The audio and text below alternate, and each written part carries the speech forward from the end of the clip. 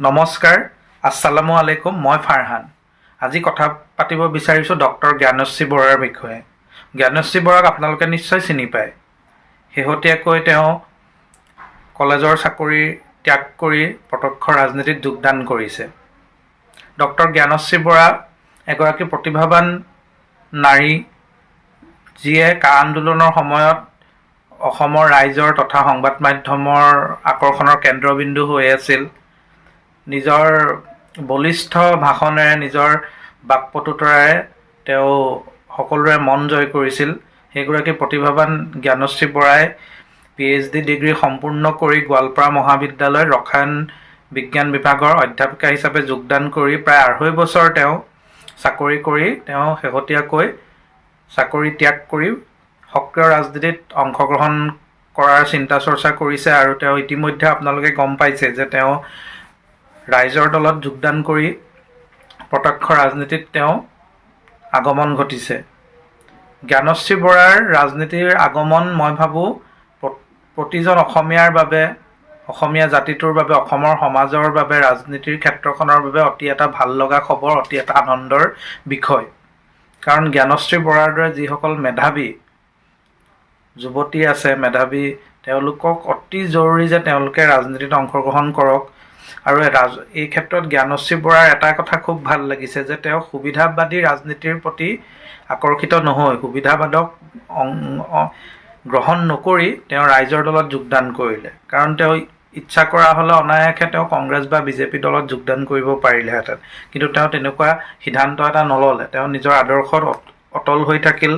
কা আন্দোলনৰ সময়তো তেওঁ জাতীয়তাবাদী আদৰ্শৰে পৰিচালিত হৈ তেওঁ কাৰ বিৰোধিতা কৰিছিল, আৰু আজিও তেওঁ সেই নিজৰ আদৰ্শ ত্যাগ কৰা নাই। এইটো এটা খুব ভাল লগা কথা নতুন প্ৰজন্মৰ বাবে। অসমৰ যিসকল নতুন প্ৰজন্মই ৰাজনীতিত অংশগ্ৰহণ কৰিম বুলি ভাবিছে, সক্ৰিয় ৰাজনীতিত, তেওঁলোকৰ বাবে নিঃসন্দেহে আজিৰ তাৰিখত জ্ঞানশ্ৰী বৰা আদৰ্শ হৈ ৰ'ব। গতিকে এইটো এটা খুব ভাল লগা কথা যে জ্ঞানশ্ৰী বৰাৰ দৰে প্ৰতিভাৱান মেধাৱী যুৱতী আগবাঢ়ি আহিছে ৰাজনীতিৰ বাবে। আৰু এতিয়া চৰ্চা চলিছে যে তেওঁ আগন্তুক বিধানসভা নিৰ্বাচনত মৰিয়নি বিধান সমষ্টি বা দেৰগাঁও বিধানসভা সমষ্টিৰ পৰা ৰাইজৰ দলৰ প্ৰাৰ্থী হিচাপে প্ৰতিদ্বন্দ্বিতা আগবঢ়াব। এই কথাবোৰ কিমান সঁচা কিমান মিছা সেয়া এতিয়াই ক'ব নোৱাৰি, সেয়া সময়তহে গম পাম। কিন্তু তেওঁৰ ৰাজনীতিলৈ আগমন এটা খুব ভাল লগা কথা। তেওঁ ইমান এটা ভাল চাকৰি, যিটো সময়ত অসমৰ ল'ৰা ছোৱালীয়ে তৃতীয় বৰ্গ আৰু চতুৰ্থ বৰ্গৰ এটা চৰকাৰী চাকৰিৰ বাবে হাহাকাৰ কৰিছে, তেনে সময়ত কলেজৰ অধ্যাপিকাৰ দৰে ইমান এটা ভাল নিৰাপদ ভৱিষ্যত তেওঁ ত্যাগ কৰি ৰাজনীতিত যোগদান কৰিবলৈ অহাটো এটা বৰ ইতিবাচক খবৰ। কিন্তু সেই সিদ্ধান্ত নিশ্চয় তেওঁ যিহেতু গ্ৰহণ কৰিছে, গতিকে তেওঁৰ সাহসক মই চেলুট জনাইছোঁ যে তেওঁ এগৰাকী সাহসী মহিলা, যিয়ে এনেকুৱা এটা সিদ্ধান্ত ল'বলৈ লৈছে। কাৰণ ৰাজনীতিত উত্থান পতন থাকে। ৰাইজৰ দল এটা সৰু নতুন ৰাজনৈতিক দল, অকল এজনেই বিধায়ক আছে, অখিল গগৈ। তেনেকুৱা এটা ৰাজনৈতিক দলত তেওঁ আহিছে প্ৰকৃত ৰাজনীতি, সৎ ৰাজনীতি কৰিম বুলি, অসমীয়া ৰাইজৰ হৈ মাত মাতিম বুলি, খিলঞ্জীয়া ৰাইজৰ অধিকাৰ সুৰক্ষিত কৰাৰ বাবে তেওঁ আগবাঢ়ি অহাটো অতি ভাল লগা কথা, শুভ লক্ষণ।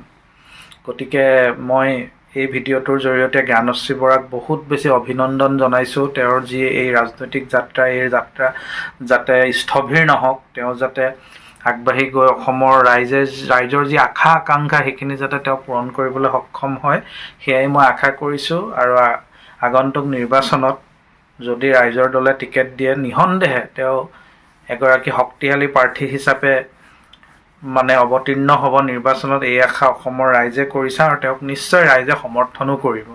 গতিকে এইটো এটা খুব ভাল লগা কথা। যিসকল যুৱক যুৱতীয়ে ৰাজনীতি বেয়া বুলি ভাবে, তেওঁলোকে জ্ঞানশ্ৰী বৰাক চাব পাৰে, জ্ঞানশ্ৰী বৰাৰ বিষয়ে অধ্যয়ন কৰিব পাৰে, জ্ঞানশ্ৰী বৰাক আদৰ্শ হিচাপে লৈ তেওঁলোক আগবাঢ়ি যাব পাৰে। এইখিনিকে ক'লোঁ। আজিলৈ বিদায় লৈছোঁ। পুনৰ এটা ভিডিঅ'ৰ সৈতে লগ পাম। ধন্যবাদ।